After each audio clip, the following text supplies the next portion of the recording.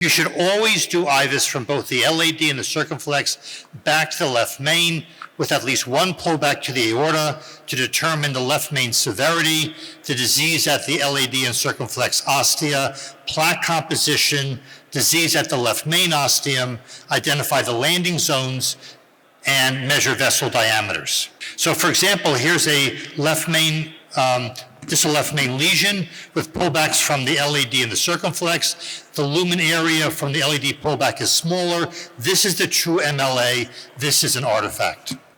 We have also learned that the carina is spared, and regardless of the Medina classification, the distribution of plaque from the left main into the LAD and the circumflex is about the same. You cannot evaluate the LAD from the circumflex pullback. You cannot evaluate the circumflex from the LAD pullback. For example, here is that same example that I showed you before. Here is the LAD pullback. This is the circumflex. It doesn't look so bad, but when we actually measure the circumflex directly, there's a small lumen and a large plaque burden. So IVUS cannot be used to evaluate a side branch from the main vessel pullback or the main vessel from a side branch pullback. In terms of landing zones, we look to the LAD for the stent size. We look to the left main for the pot size, and the difference between landing zones is the stent length. The same thing is true in the circumflex. If you're going to place a second stent, we look to the circumflex for the vessel size and the distal landing zone and the length from the circumflex into the left main. In terms of deciding whether or not to use one or two stents when treating a distal left main bifurcation, we have the data from Sujin Kong of Asan Medical Center, and if the lumen area in the circumflex is less than 4 and a plaque burden is more than about 50%, you can pretty much predict that you're going to get jailing with an FFR less than 0.8 after stent crossover. However, other than selecting a one or a two versus a two stent strategy, IVUS is really agnostic as to the specific two stent strategy when treating a distal left main bifurcation. After implanting the stent, we look for stent under expansion, stent deformation, geographic miss, and complications, which is the major determinants of events. We will look at only at proximal edge malapposition, and you repeat as necessary after optimizing the stent. This is the only situation when malapposition is bad. You can see at the proximal edge of the stent, large areas of malapposition also in the cross section, and the reason this is bad is not because of restenosis, not because of stent thrombosis, but if the patient comes back, it's really easy for the guide wire to get behind the stent. How do you fix this? You measure from here to here, you size the balloon appropriately, and you only use modest inflation pressures. What are the outcomes predictors in terms of stent area? So the Korean criteria had a stent in the circumflex of 5 square millimeters, stent in the LAD of 6, and stent in the left main of 8. But the Excel criteria are much larger.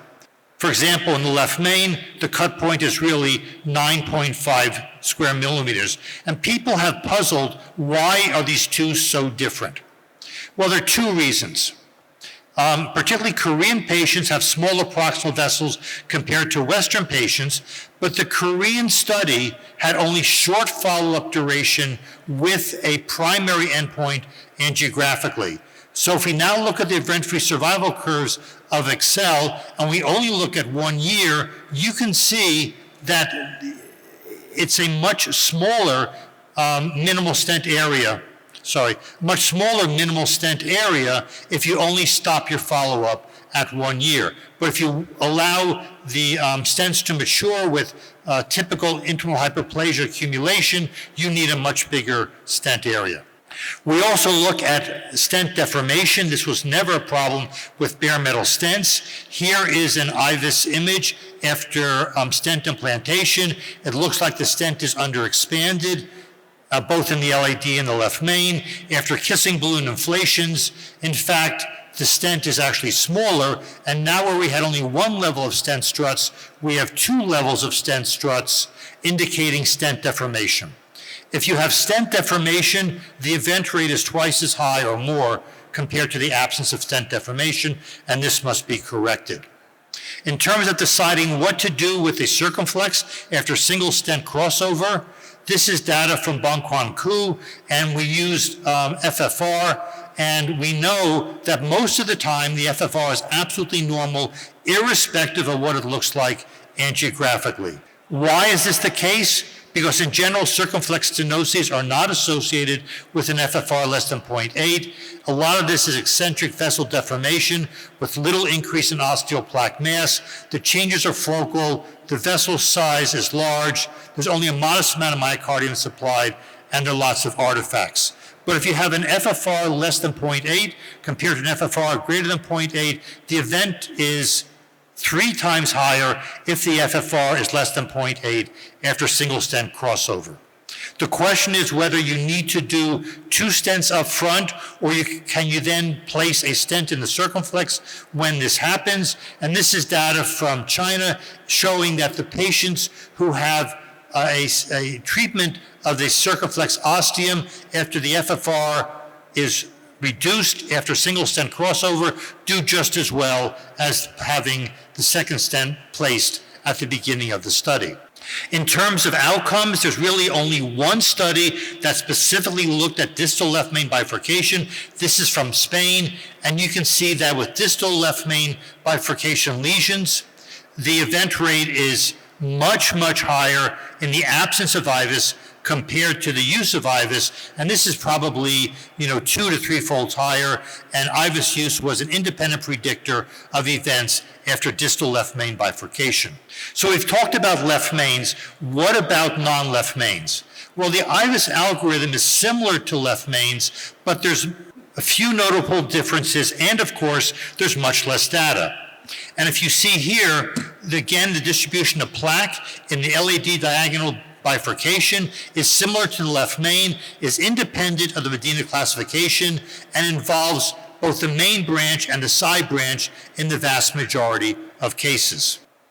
Secondly, in assessing a bifurcation, the presence of main vessel disease will always influence FFR measurement in the side branch. So if you want to decide whether the FFR in the side branch is reduced pre-intervention, it's affected by the proximal disease, which is present in 100% of cases. Negative remodeling of the ostium in the side branch is present in almost all, and if the MLA is reduced by negative remodeling and not by significant plaque, after stent crossover, more than 80% show normal FFR post-stenting. So the main thing you look at the side branch is whether there's plaque or whether the lumen is reduced only by negative remodeling.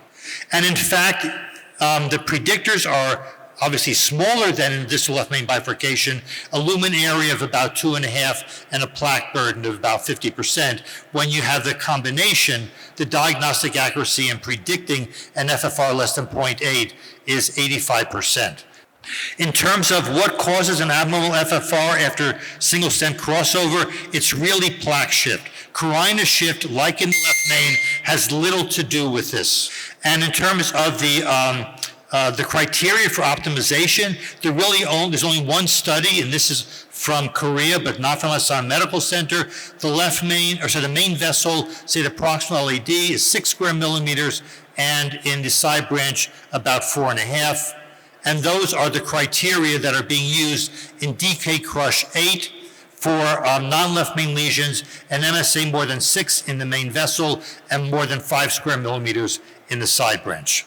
So other than these 2 papers, there is no published criteria from stent optimization, but there is some data on IVUS-guided non-left main bifurcations and improved outcomes. This is from ADAPT DES. This is from Samsung Medical Center, showing a reduction in mortality when bifurcation lesions are treated with IVUS guidance. And I will then conclude with that. This just summarizes my comments about non-left main bifurcations, and thank you.